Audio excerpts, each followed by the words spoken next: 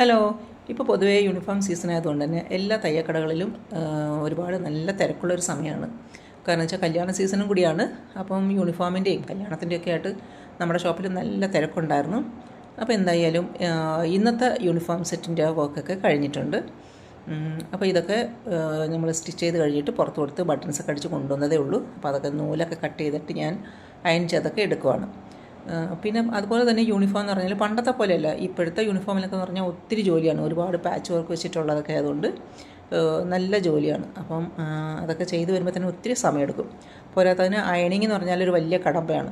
First അയണിങ് ആണല്ലോ, അത് നമ്മൾ നല്ല രീതിയിൽ ചെയ്തെടുക്കണം. പിന്നെ ഈ ഒരു ഫോൾഡിങ്ങിലാണ് കസ്റ്റമേഴ്സ് പിന്നെ അത് സ്ഥിരം അവർ അയൺ ചെയ്തെടുക്കുന്നത്.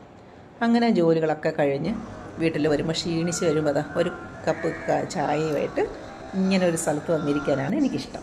അപ്പോൾ ഞാനിങ്ങനെ വന്ന് കുറച്ച് സമയം ഇരുന്ന് ചായയൊക്കെ കുടിക്കും. അങ്ങനെ ചായ കുടിയൊക്കെ കഴിയുമ്പോഴത്തേക്കും ഈ നിൽക്കുന്ന സുന്ദരികളെയൊക്കെ എല്ലാവരെയും ഒന്ന് നന്നായിട്ട് കുളിപ്പിച്ച് തണുപ്പിച്ചങ്ങ് നിർത്തും കേട്ടോ. അപ്പോൾ കുറേയൊക്കെ ഇനി ട്രിം ചെയ്ത് കളയാനുണ്ട്, ഒത്തിരി വളർന്നിട്ടുണ്ട്. അതേപോലെ തന്നെ ഇതൊക്കെ കണ്ടോ, ഇതൊക്കെ ഒത്തിരി അങ്ങ് വളർന്നിരിക്കുകയാണ്. ബുദ്ധൻ്റെ മുഖമൊക്കെ മൂടി നിൽക്കുകയാണ് ചെടികൾ വീണിട്ട്. അപ്പോൾ അതൊക്കെ ഇനി ഏതെങ്കിലും ഒരു ലീവ് ദിവസങ്ങളിൽ നിന്ന് ചെയ്ത് മാറ്റണം. പിന്നെ ഈ ഒരു ശംഖുപുഷ്പം എനിക്ക് ഭയങ്കര ഇഷ്ടമാണ്. ഇതിനകത്ത് 3 കളറിൽ പൂ പിടിക്കുന്ന ശംഖുപുഷ്പമാണ്. പക്ഷേ ഇന്ന് വീഡിയോ എടുക്കുന്ന ദിവസമായിട്ട് ഒരൊറ്റ പൂ പോലും കാണാനില്ല. ഇപ്പോൾ പിന്നെ പൊതുവേ നല്ല വെയിലും ചൂടും ഒക്കെ ആണല്ലോ, അതുകൊണ്ടായിരിക്കും പൂക്കള കുറവാണ്. എല്ലാ ചെടികളും അങ്ങനെ കേട്ടോ.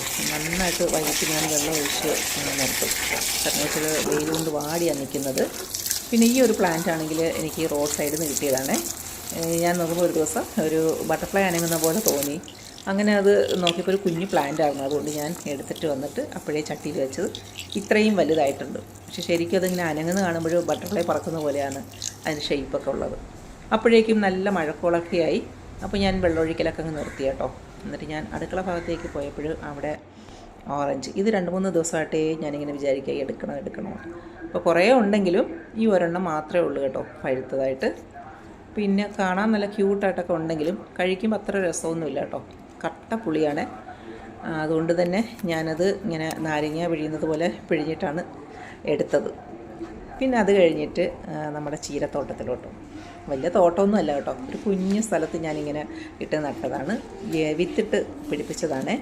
അപ്പോൾ കുറഞ്ഞ സ്ഥലമാണെങ്കിലും നമുക്കിതുപോലെയൊക്കെ ചെയ്തെടുക്കാനൊരു സന്തോഷമാണല്ലോ. മരുന്നൊന്നും അടിക്കാത്ത നല്ല വലിയ ഇലയായിട്ടുള്ള ചീരയൊക്കെയാണ് കിട്ടിയത്. അപ്പോൾ അത് ഫുള്ള് ഞാൻ വെട്ടിയെടുത്തു കേട്ടോ. അപ്പോൾ നാളത്തേക്കുള്ള പച്ചക്കറി എനിക്ക് റെഡി ആയിട്ടുണ്ട്. അപ്പോൾ ഇന്ന് രാത്രി തന്നെ കട്ട് ചെയ്ത് വെച്ചാൽ നാളെ ജോലി എളുപ്പമായിരിക്കുമല്ലോ. അതുകൊണ്ട് ഞാൻ എല്ലാം ഇന്ന് തന്നെ കട്ട് ചെയ്തെടുത്തു കേട്ടോ. അപ്പോൾ ഇന്നത്തെ വീഡിയോ എല്ലാവർക്കും ഇഷ്ടപ്പെട്ട് കാണുമെന്ന് വിശ്വസിക്കുന്നു.